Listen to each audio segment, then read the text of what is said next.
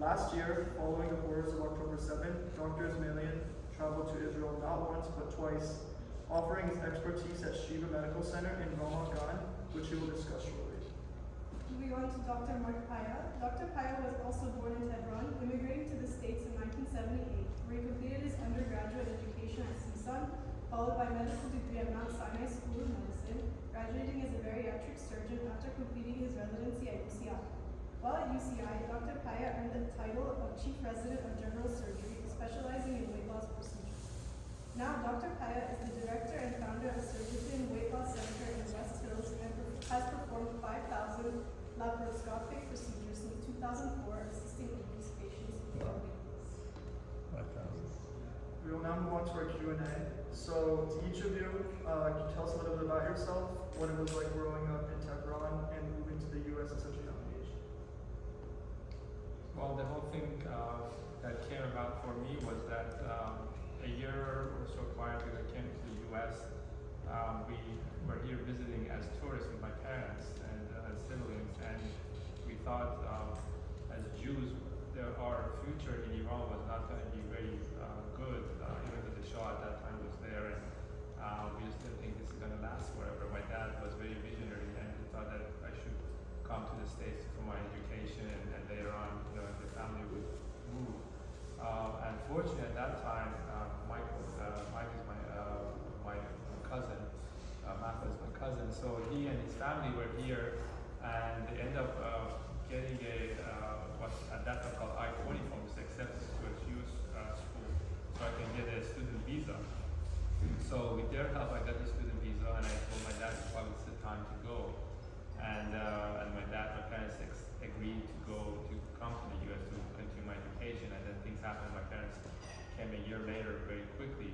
But up to that point, the education in Iran was very high-level education. By the time you finished high school, you basically were equivalent of 2 years of college here in the States. So I had already finished the 10th grade, so I came here. I ended up skipping a year and went to the 12th grade because I had the requirements to go to college already, except I just did a year of U.S. history and I polished my English language.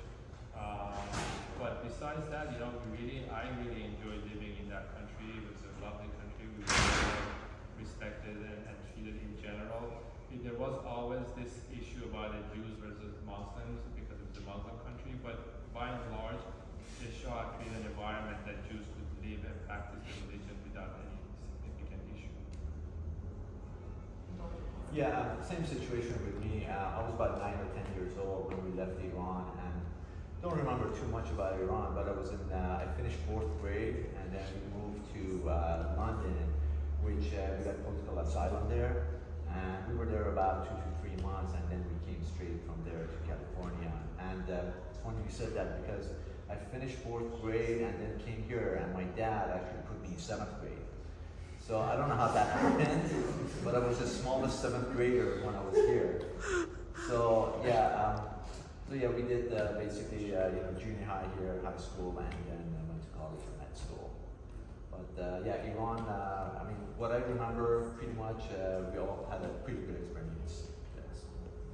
So pertaining to your guys' career, why medicine specifically, and what drew you to specialize in your respective specialty? In Iran, when you want to finish the 9th grade and you want to start the 10th grade, you really have to make a career decision, believe it or not, at such a young age. You either have to choose between physics, mathematics, economy, art, or sciences. And at that time, I kind of knew I wanted to become a doctor.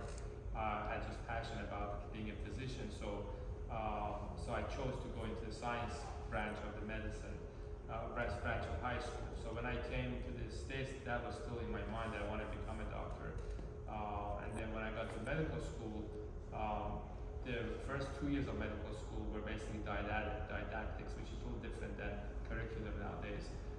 It was all lectures, and the human physiology was very intriguing to me, especially the cardiovascular physiology. It's what really made sense. And then I also really enjoyed the anatomy. Gross anatomy. I would go extra hours to the cadaver rooms and I do dissections on my own off times and spend more hours than I had to. So when I put the two together, I really wanted to do cardiac surgery, and there was a rotation. And then your 3rd year, you do hospitals, the different branches of the medicine, and I end up doing this 8 weeks of surgery, and out of those 8 weeks, 2 weeks was cardiac surgery at Walter Reed Medical Center, which was supposed to be one of the toughest rotations that you could go to.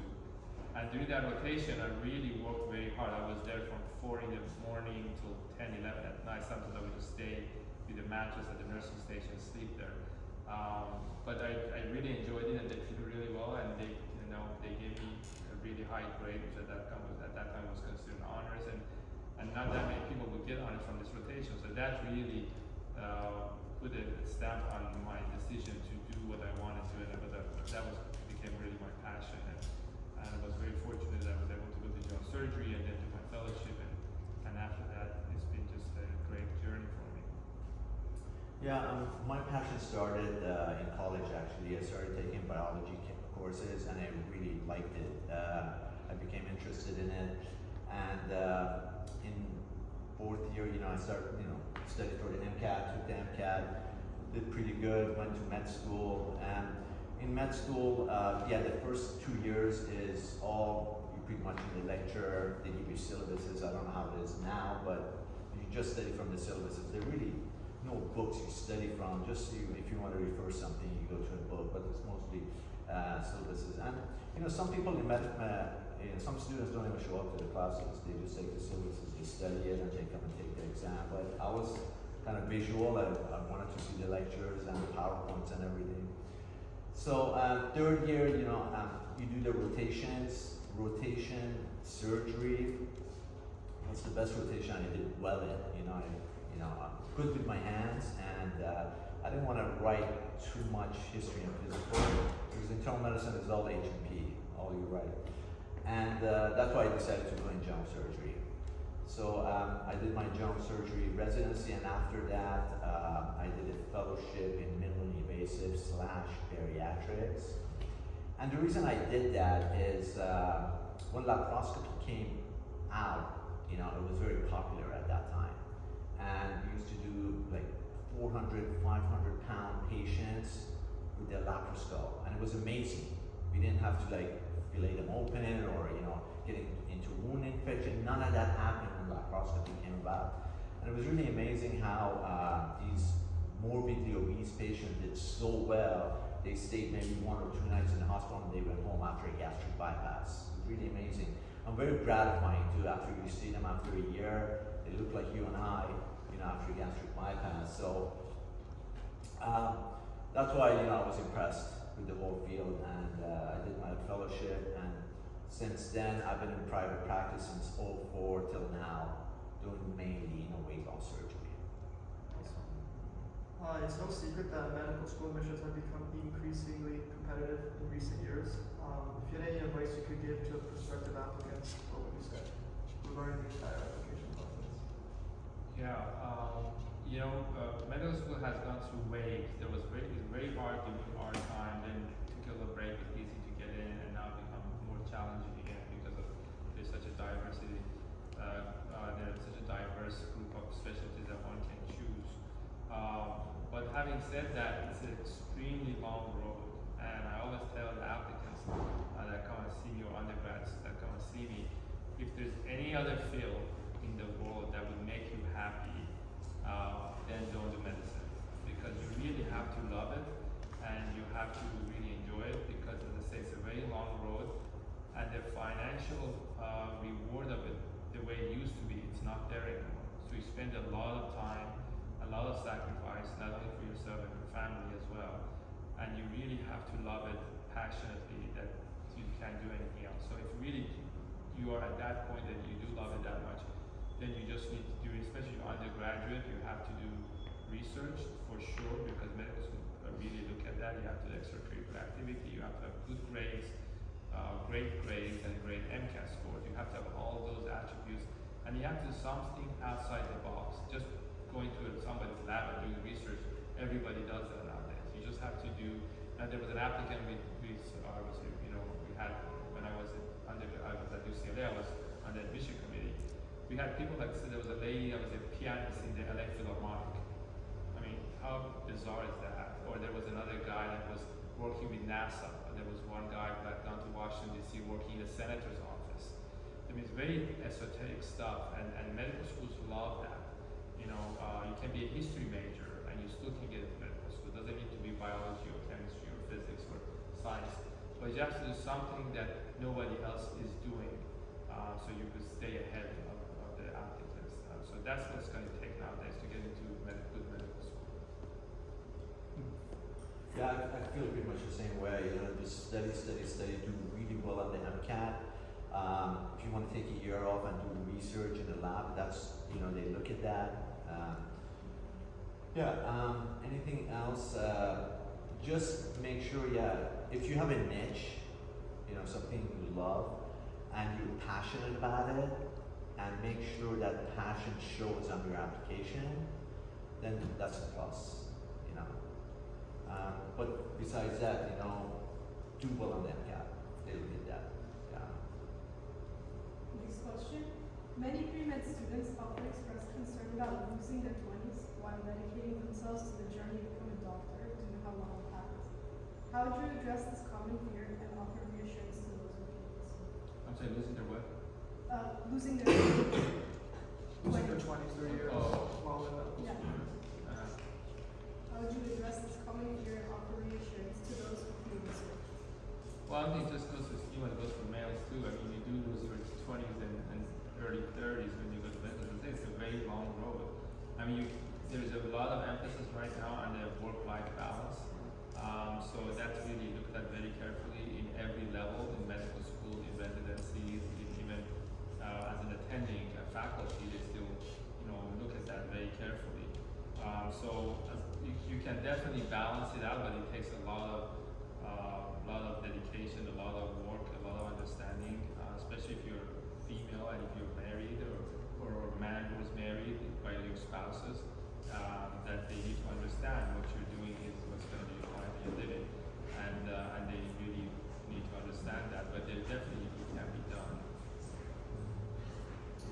Yeah, I mean, the way I look at it, you know, the time is going to go by anyway, okay, no matter what you do. So as long as you like what you do, you're passionate about it, no matter what it is, you're going to enjoy it.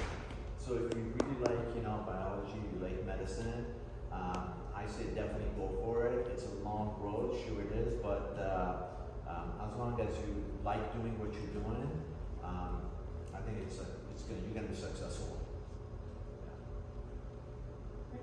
Building on the previous question, looking back on your journey, do you feel all those years of hard work and dedication were worth it? And if given the chance, would you do it all over again? For me, it was. I know there are many of my friends who say they would not do it again. They would tell their kids don't go into medicine. But honestly, I really, really enjoyed it. I still enjoy it. I still look forward to going to work every day, go to the operating room and do another surgery. So it's been a great journey for me, and I really would not change anything. And I was very fortunate the path I took and the path that came in front of me. So yeah, I would say I really enjoyed it. I would do it again, all over again. Yeah, I agree too. You know, especially surgeons, most surgeons really like what they do. You know, we love to be in the operating room. We don't like to be in clinics, and we don't like to do HMPs. We like to be in the operating room, and I look forward to it every day too. You know, when I have surgeries that particular day, I'm excited about it, and I'm excited to go to work too. But I mean, you gotta also talk to other doctors in other fields to see how they feel about it. But I can speak, you know, like surgeons in general, they really like their work, and it's still a very noble profession. It doesn't matter how much money you make from it. You know, I know finance is always an issue, but if you really love what you do, you're passionate about it, success will come, and money will come too. You know. Yeah, I mean, if you talk to doctors who went into medicine for money aspect of it, they're not happy right now because medicine is not the way it used to be. It doesn't pay as it used to be. But if you talk to people who didn't go into money because of it for the love of it, then they're okay with it. I mean, yeah, they may not make as much money as they did 20 years ago, but they still make a very decent salary, decent money, decent income that you don't have to worry about, you know, a rent or the food or things like that. It's a stable, steady income by especially if you, I've never been private practice, so it's hard for me to judge what private practice is. But I've always been in university setting, so I was a W-2 employee, so I was getting salary. So I know the money comes to me I get a paycheck every couple of weeks, and I know that's not going to go anywhere unless I screw up, right? So doing that, having that mentality, and knowing that you have a job security, it's really important. So you don't have to worry about day-to-day basis. Regarding the day-to-day life, surgeons are often associated with demanding schedules and long hours. How would you describe your current work-life balance, and what advice would you offer to maintain a healthy balance while pursuing a career if someone who knows surgery? Yeah, when you start, you have to work really hard. Now, I've been practicing for 30 years now. It's a long time. So I have the luxury now that I can back up a little bit and let the more junior people take some of the load. But when you start, in order to prove yourself, you have to work really hard. You have to work long, especially in my field. You have to work long hours and show that your dedication and your love for the field. That way you get recognized by your colleagues, and then you can slowly move up the ladder. And as you get up higher to level like when I am now, I have the luxury of, if it's the middle of the night transplant, I can call one of the junior guys to do it instead of me doing it, unless they're all tied up, and every so often I do it. But I'm not doing it the way I used to. I used to operate, doing 3 cases back to back, but I'm not doing that anymore. It's just there are enough people that can handle the position. I need to prove myself anymore, and people know me already from my background. So as you go higher, the life gets better. My life is definitely better now. I have to take more vacation, more time off on weekends. Don't do any overnight stuff. Every so often I still do, but that's okay. That's part of the field. Yeah, private practice is a little different. It really depends on you, how much you want to work. But in general, at the beginning of your journey, when you become an attending and you open up your own private office, which is right now is kind of rare. Private practice is kind of fading away. It's all academic and getting hired and working for a big university pretty much. But when I started in 2004, being in private practice, it really depends how much you want to work.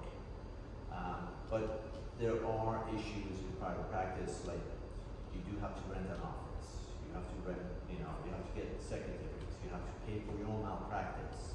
So there are a lot of payments you got to pay every month. So you got to perform, you got to make that money to pay these people off. So it's a little more stressful, but the beauty about private practice is that you set your own hours, okay? Instead of an academic center, they kind of give you your hours, they give you your call, but in private practice you set your own hours, and you can take vacation anytime you want, or you can work all the time. It's totally up to you. It's a little different. I think private practice is a little more stressful because you don't get that monthly check, but you kind of got to hustle more. What would you say is the most rewarding part of each of your jobs on a day-to-day basis? For me, for the kind of work I do, seeing the patients who come in really sick and leave the hospital relatively healthy, relative cure of the disease, getting a letter from them, on Thanksgiving, thank you, it's been a year or 5 years or 10 years or 15 years since you did my surgery. I can see my grandson, I can see my granddaughter. Thank you for the life that you gave me. Those are the kind of rewards that's really priceless. Every time I get one of those, which I get quite a few of them, especially during the holidays, it just reinforces, my passion for what I'm doing, and makes everything, all the long hours, worthwhile.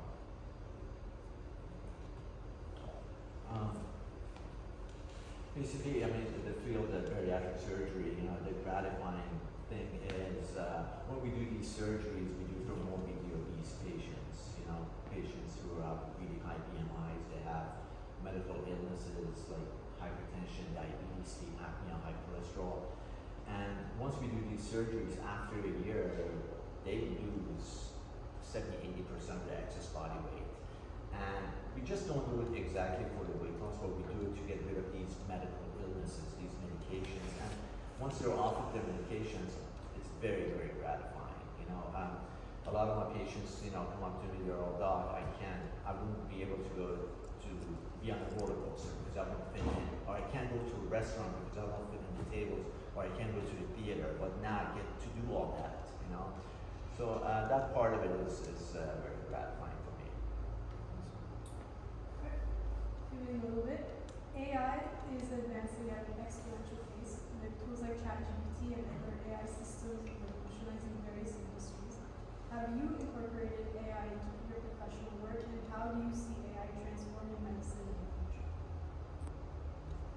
For our field, a lot of what we do is with hands and eyes, coordination and things like that, manual work. The AI has been useful in diagnoses, which we don't do as much as, for example, cardiologists do that for us by the time the patient comes to us. So it hasn't infiltrated in our field that much.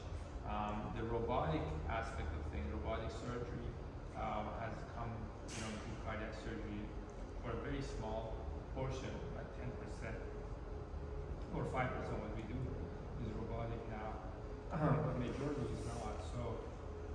So that part of it we can say, there's some aspect of AI involved, but I'm not so sure how that's really going to impact our field in terms of doing the procedures.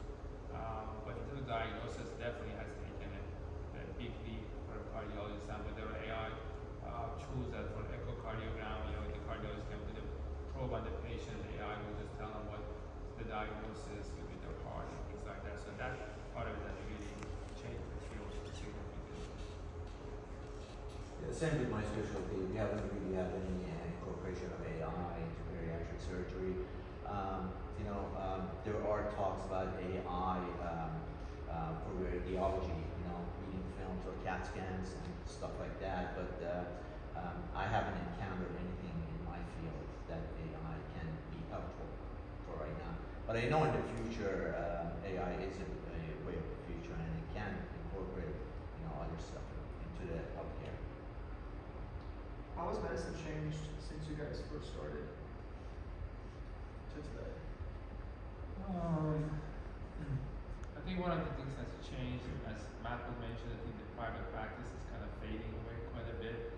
A lot of small hospitals are joining the bigger centers. For example, in Los Angeles, it's UCLA, USC, and Cedars. Those are Kaiser.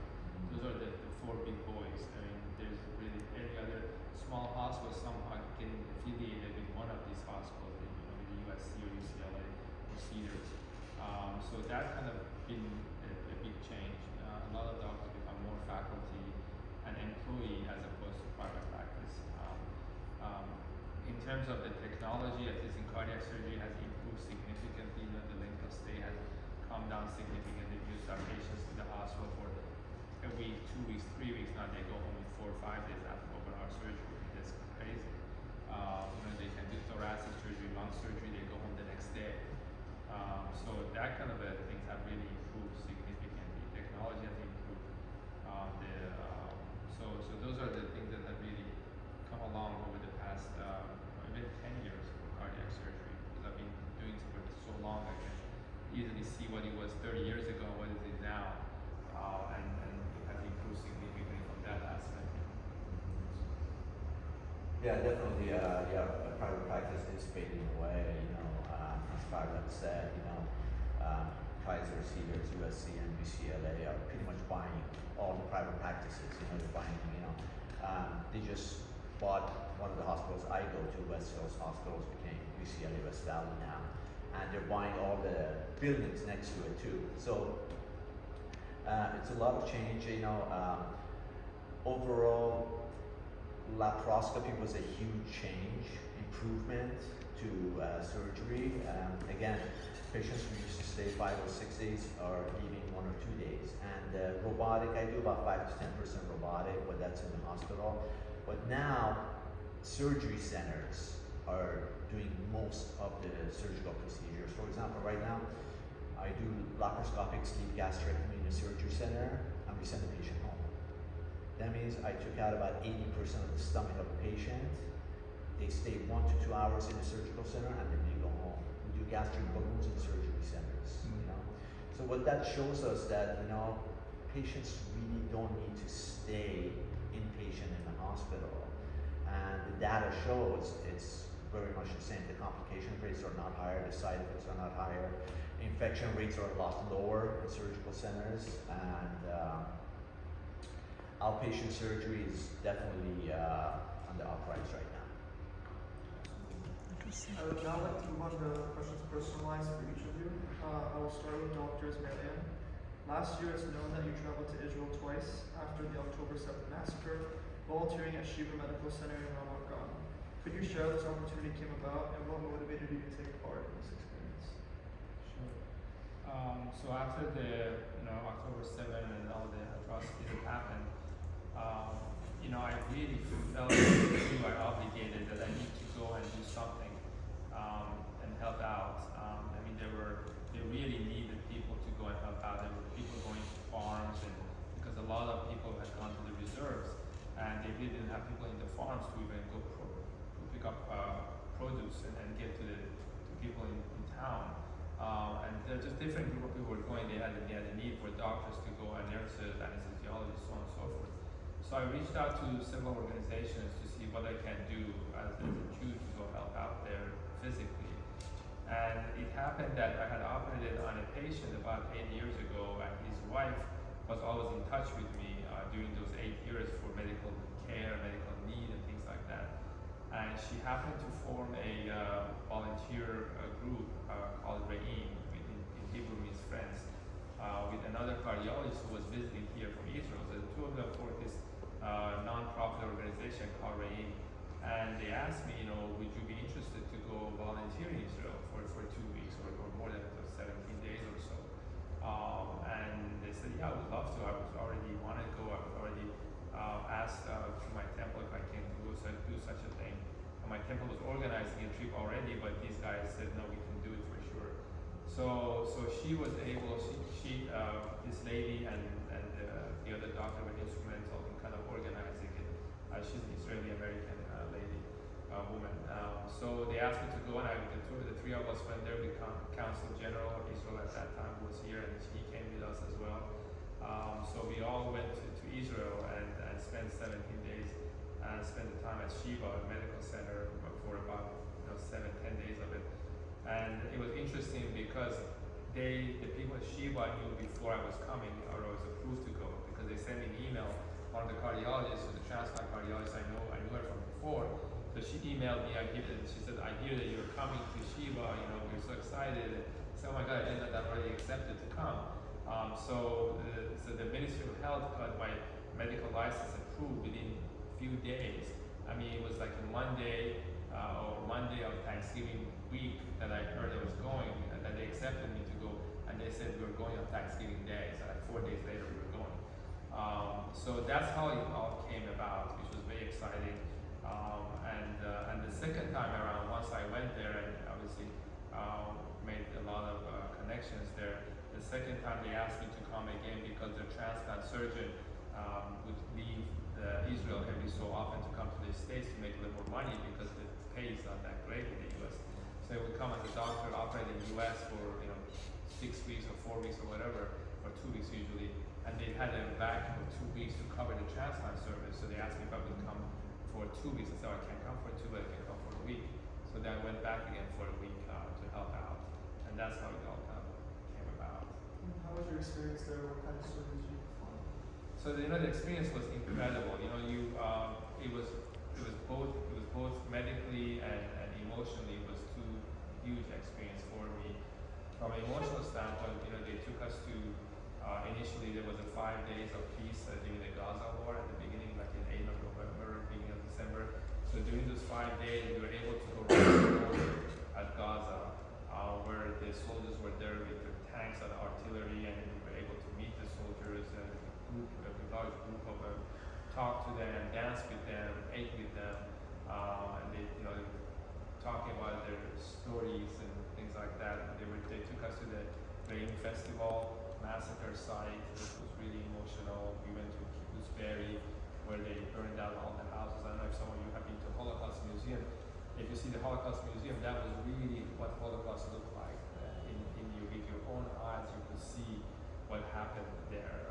It was all in person, in color, as opposed to black and white when you go to the museum.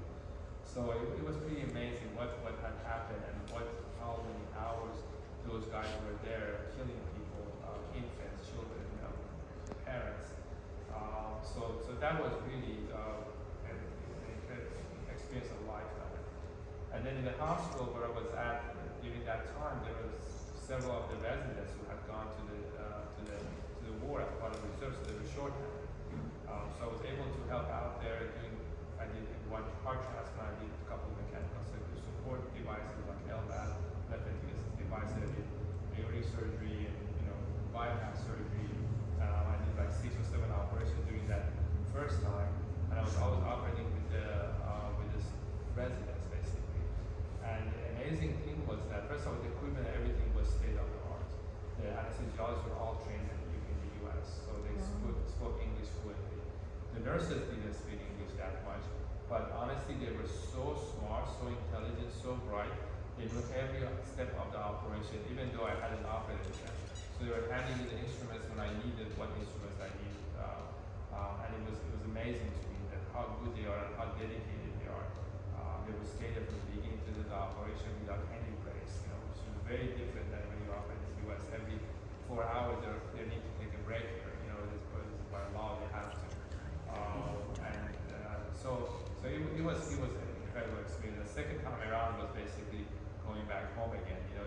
Everything was already they already knew me, I knew them. It was going back to see old friends again. Do you think you're gonna go back for a time? If they ask me, I definitely will go. Actually, one of the cardiologists I work with there is coming tomorrow. She's arriving in Israel for 5 days, so I'm gonna see her tomorrow night. Actually, go out to dinner and then go out again on Saturday. So she's gonna be here for a few days. So very exciting to have her here. Yeah, I'll definitely go back. Now for Dr. Paya, we noticed that you began to incorporate social media to your private practice a few years ago. Mm-hmm. How has social media helped the overall success of your private practice, and what aspects of the business side of medicine has it helped you improve?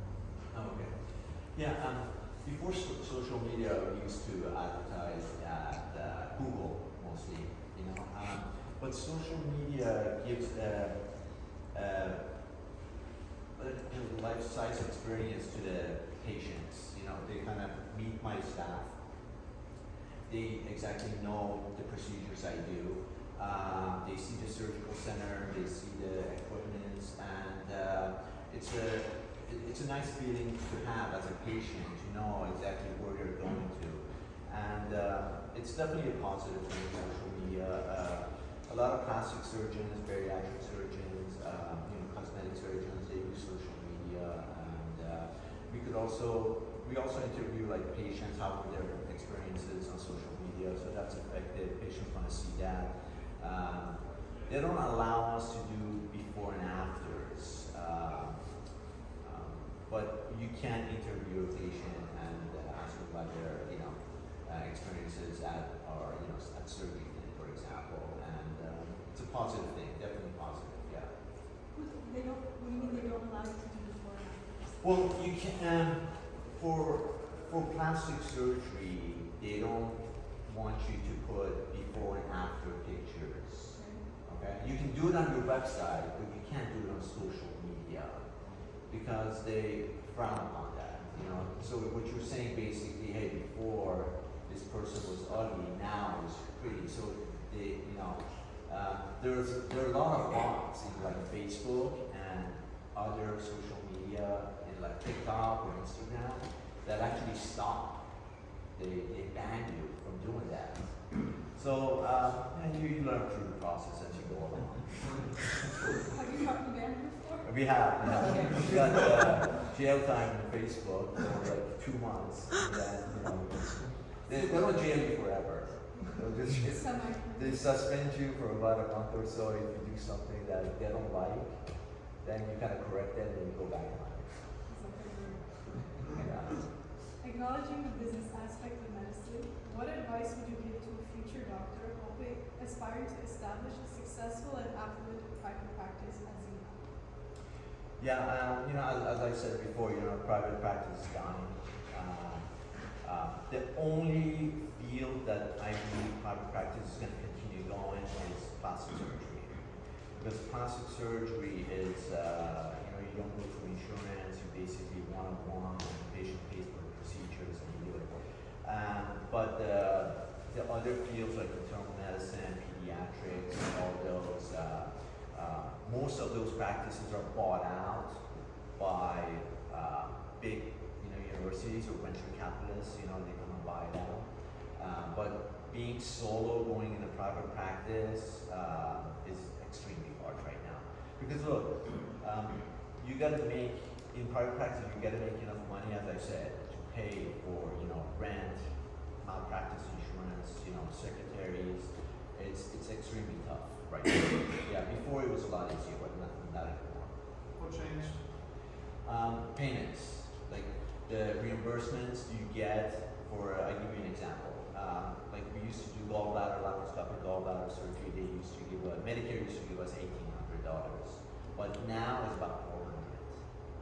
Yeah, so it dramatically, decreased. So they're kind of pushing out private practice and mostly, being involved. Like if you guys go to med school and do your residencies come out, my advice is, join a big hospital and become an employee. But you're gonna have still a very noble profession and still advocate. That's all the questions we have. We want to open up to the floor if any of the audience members have any questions for them. Feel free to ask. Sure. So I'm very much, I'm not a STEM